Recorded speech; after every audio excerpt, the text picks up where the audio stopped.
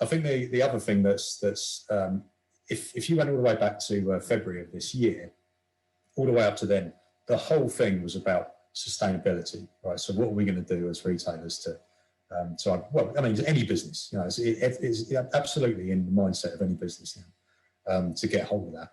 Retail, I just think it's really hard because retail is not a sustainability type thing. You know, it's stuff and it's sending stuff to people. It's manufacture.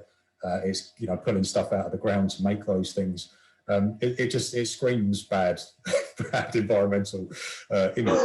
But at some point, someone's going to do it really well.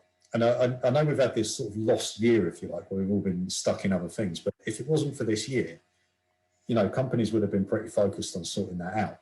And I think when you come out of the back end of this, although I'm not sure everyone's really had their head in, oh, you know, what we're going to do about our packaging or whatever, that stuff is going to come back with a vengeance. And the problem that I think any business has got now is if you're on the wrong side of that. So if you've been, yeah, we know we use too much plastic, or, you know, we know that this isn't any good, or we use too many emissions, whatever it is, but we're trying to get better on it. What's going to happen is that you're going to get companies that pop up who are just good at that stuff, right? Because they've built themselves on that principle. So whatever we do is just 100%. We've really thought it through. The supply chain, everything that we're doing is absolutely on the money.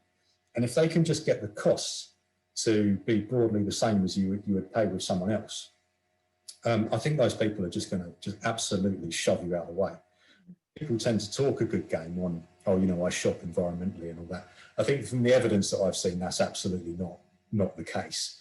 I think if you presented them with two very obvious options, so they don't have to do any work, this one or this one, same price, this one's just better environmentally, then I think they would just go for that because they haven't got to really do anything. That's one of our 4 of the sort of key trends that we see retailers having to tackle going forward is purpose and ESG. We think it started with the G bit, you know, how you govern yourself.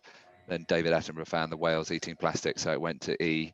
And over this COVID period, the S bit, the social bit, has really risen up, and we think there's a massive impetus there.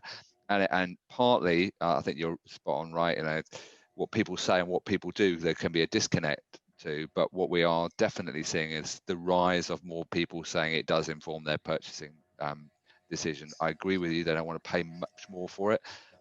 But I do think they like to connect themselves with brands that have a purpose and an ESG message to them. I think there's a real opportunity there, outside of the fact, obviously, for some retailers and for some businesses, you know, the providers of finance are going to be asking those sorts of questions of them as much as their customers are.